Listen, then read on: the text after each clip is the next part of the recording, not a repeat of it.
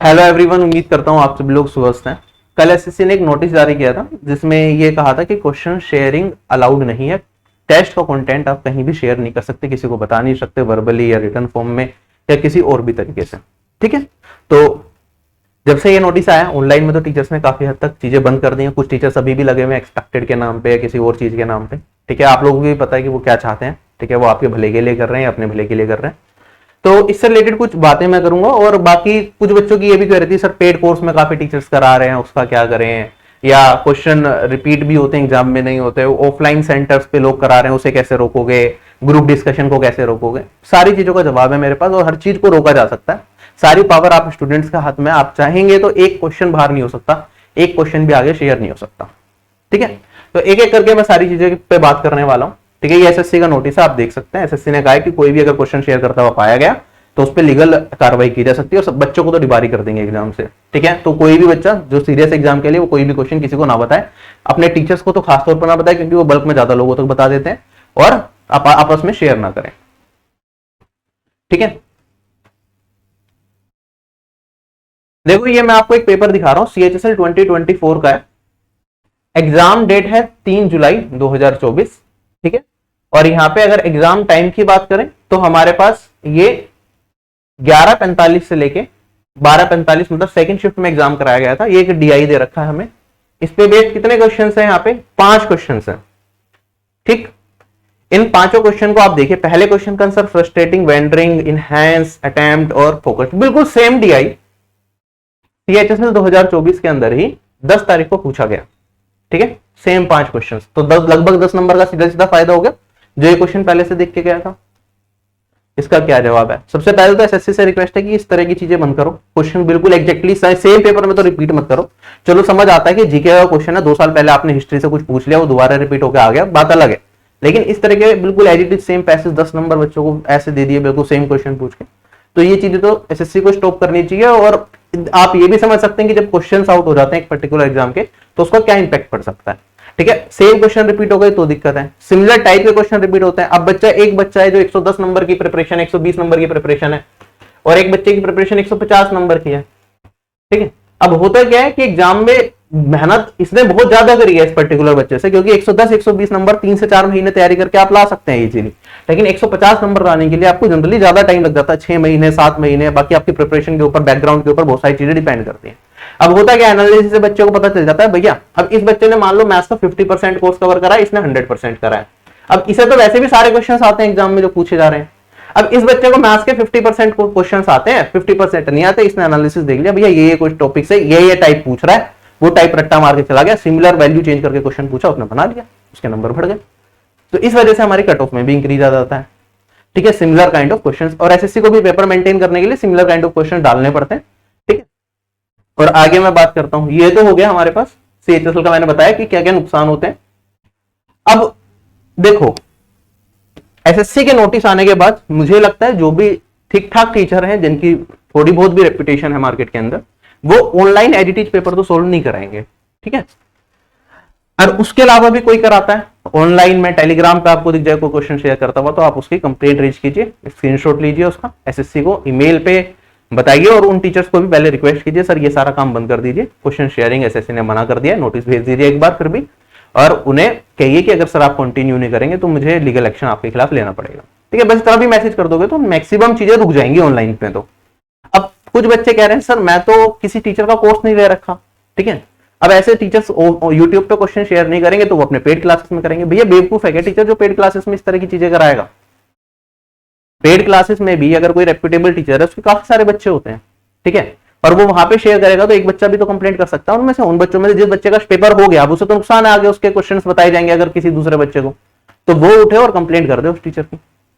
और टीचर्स अगर ये कह के करा रहे हैं कि बाकी लोग करा रहे होंगे मैं तो इसलिए करा रहा हूं, तो वो आपसे झूठ बोल रहा है, क्योंकि कोई भी रेप्यूटेबल इंस्टीट्यूट इस तरह का काम नहीं करेगा। एसएससी के नोटिस अब कल आ गया, उससे पहले जो भी किया, अब एसएससी का नोटिस आ चुका है, उसके बाद कोई भी अगर ठीक ठाक पर्सन होगा तो वो इस तरीके का काम नहीं करेगा कि क्वेश्चन कलेक्ट करेगा, उससे मिलते जुलते क्वेश्चन या फिर बिल्कुल सेम क्वेश्चन आपको करा रहा है पेड क्लासेस के अंदर। ठीक है, वो एक तरीके से गलत है। आज वो आप लोगों के लिए जब पता है हमें कि इस तरीके से अगर एग्जाम के क्वेश्चन इसने मना करा है शेयर करने के लिए एज इट इज, आप वो शेयर कर रहे हो, कल वही टीचर आप लोगों को क्लियर कराने के लिए पेपर भी लीक कर सकता है। ठीक है, स्टेजेस होते हैं ना, पहले आपने इतना फ्रॉड किया, फिर इतना, फिर धीरे धीरे बढ़ता चला जाता है।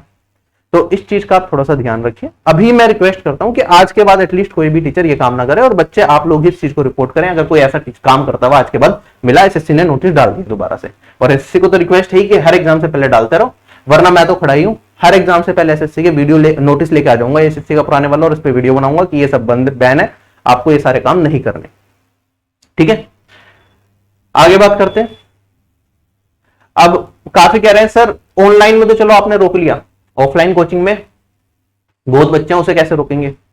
देखो आज के टाइम में ज्यादातर बच्चे ऑनलाइन है, ऑफलाइन की भी एक बड़ी मार्केट है, लेकिन ऑफलाइन में भी सेम चीज की जा सकती है। अगर कोई टीचर करा रहा है, बच्चों को ही तो करा रहा है ना, वो खुद तो नहीं लेगा बैठा क्वेश्चंस को, कराएगा बच्चों को, बच्चे स्क्रीनशॉट ले लो जिसका एग्जाम हो गया। वो टीचर को मना करो पहले तो, सर आप इतना रिप्यूटेबल पोस्ट पर ऐसा इस तरह के काम कर रहे हैं, ये गलत है, और उसके बाद भी ना माने तो आप लोग टीचर को बोल दो कि सर कंप्लेंट फाइल की जा सकती है आपके खिलाफ, या फिर बोलो ही मत, फिर कर दो फाइल। ठीक है, एक चीज ये हो गई। दूसरी चीज ये होगी कि यार सर बच्चे क्वेश्चन याद करके आ जाते हैं। भाई आपने भी पेपर दिया, कितने क्वेश्चन याद हैं आपका? 2 दिन हुए ना आपके। अगर आपने क्वेश्चन का एनालिसिस नहीं देखा किसी चैनल पे या कुछ भी, तो जीके के मुश्किल से मुझे लगता है एक बच्चे को 8 से 12 क्वेश्चन याद हो सकते हैं। ठीक है, जो पेपर देखने के बाद भी दिमाग में थोड़ा थोड़ा रहे क्या पूछा था, वो भी ग्लिम्प पूरा एग्जैक्टली याद नहीं होगा, थोड़ा थोड़ा आइडिया रहेगा। ठीक है, अगर मैथ्स की बात करूं तो एग्जैक्ट वैल्यू के साथ तो मेरे मुश्किल से 3 से 4 क्वेश्चन याद होंगे, और बाकी थोड़ा थोड़ा 3 से 4 क्वेश्चन मान लो थ्योरम, मतलब ये याद होगा कि इस टॉपिक से रिलेटेड पूछा था। इंग्लिश में तो याद ही नहीं रहता कुछ भी, एंटोनिम सिनोनिम एक आधा याद रह गया तो रह गया, क्लोज टेस्ट कोई बच्चा याद करके नहीं आएगा। और उसके बाद जीके हो गया हमारा, मैथ्स हो गया, इंग्लिश हो गया, रीजनिंग में भी क्योंकि आसान होता है, आसान पेपर तो वैसे याद नहीं रहता, आप आता चला जाता है, आप करते चले जाते हैं, जल्दी जल्दी खत्म हो जाता है। तो एक बच्चा लिमिटेड चीजों को याद रख सकता है। मान लो एक ग्रुप है जिसके अंदर 4 बच्चे हैं, चलो व्हाट्सएप पे ग्रुप बना लिए, छोटे दोस्त ही हैं, चारों के चारों एग्जाम देने जा रहे हैं। ठीक है, जनरल ग्रुप्स इतने ही होते हैं। अगर आप ऑनलाइन, अगर बहुत बड़ा ग्रुप है तो फिर तो दिक्कत है कि कोई भी बच्चा शेयर करेगा तो उनमें से भी किसी ने जलन के मारे कंप्लेंट कर दी तो फंस जाओगे। ठीक है, आप डिबार हो जाओगे एग्जाम से। तो आप आपस में ग्रुप्स में भी ये चीज बच्चा आप शेयर करने से पहले सोचेगा कि बच्चा ही डिबार होगा, स्क्रीनशॉट अगर एसएससी तक पहुंच गया, एसएससी ने डिबार कर दिया तो फंस गए बुरी तरीके से। एक तो ये हो गया, तो इसलिए छोटे छोटे ग्रुप्स रहेंगे। अगर छोटे छोटे भी ग्रुप्स हैं भाई, इसका पेपर मान लो 4 बच्चे हैं, एक का पेपर आपका पढ़ रहा है सितंबर में, एक का 9 को हो गया, एक का 13 को हो गया, एक को से 17 का हो गया, अंदाजे से ऐसे ही बोल रहा हूं मैं, एक का चलो 25 का हो गया। तो भैया 4 दिन में अगर थोड़ा गैप आ गया तो पैटर्न में थोड़ा बहुत चेंज आ जाएगा। दूसरी चीज ये हो जाएगी हमारे पास कि भैया इतनी चीजें, थोड़ी थोड़ी चीजें याद है, उससे कोई क्या ही इंपैक्ट डाल लेगा। और मान लो कि वही बच्चा सारा याद भी करके आ गया, बहुत तेज दिमाग है, ठीक है, तो तब भी इतना ज्यादा इंपैक्ट नहीं पड़ने वाला। एक पर्टिकुलर शिफ्ट का आपको लगभग पेपर पता भी चल गया तो सारे शिफ्ट्स में बिल्कुल वैसे थोड़ी हो जाएगा। दिक्कत अब होती है जब हर एक शिफ्ट का आपको लगातार एनालिसिस मिलता चला जाए, आप उसी तरीके से चीजों को अटेम्प्ट करते चले जाए। ठीक है, तो मैं कह रहा हूं कि अगर चीजें ध्यान से देखी जाए तो 99% तक ये चीजें रोकी जा सकती हैं। ठीक है, अगर सभी लोग डिसाइड कर ले कि हाँ ये बैन होना चाहिए पेपर एनालिसिस। ठीक है, इससे जो बच्चा बहुत मेहनत कर रहा है उसके साथ बहुत डिसएडवांटेज हो रहा है, जिसका स्टार्टिंग शिफ्ट में पढ़ रहा है उसके साथ डिसएडवांटेज हो रहा है। ठीक, चलिए अब 1% मान लो बच्चा ऐसा हो गया कि चलो उसे सब कुछ पता चल गया कि कौन कौन से पेपर में चल रहा है चीजें, उससे नॉर्मलाइजेशन पे कोई बहुत ज्यादा इंपैक्ट नहीं पड़ने वाला। 1% बच्चा मान लो 1.5 लाख बच्चे या 2 लाख बच्चे से टीयर 1 में क्वालिफाई करता है, उसमें से 1-1.5 हजार बच्चे ऐसे भी हैं जिन्हें बहुत सोर्स वगैरह लगा के या उसने बहुत ज्यादा दिमाग लगाया और क्वेश्चंस पता कर लिए कि प्रीवियस शिफ्ट में ये पूछा गया। ठीक है, और उसे थोड़ा बेनिफिट भी हो गया 10-20 नंबर का, उससे कुछ ज्यादा इंपैक्ट नहीं पड़ेगा, ना ही कट ऑफ में उसका कुछ फर्क पड़ेगा। नॉर्मलाइजेशन का आप फॉर्मूला देखेंगे तो उससे कुछ चेंज नहीं आने वाला। ठीक है, इतने बहुत माइन्यूट से बच्चे होंगे तो उससे नहीं फर्क पड़ेगा।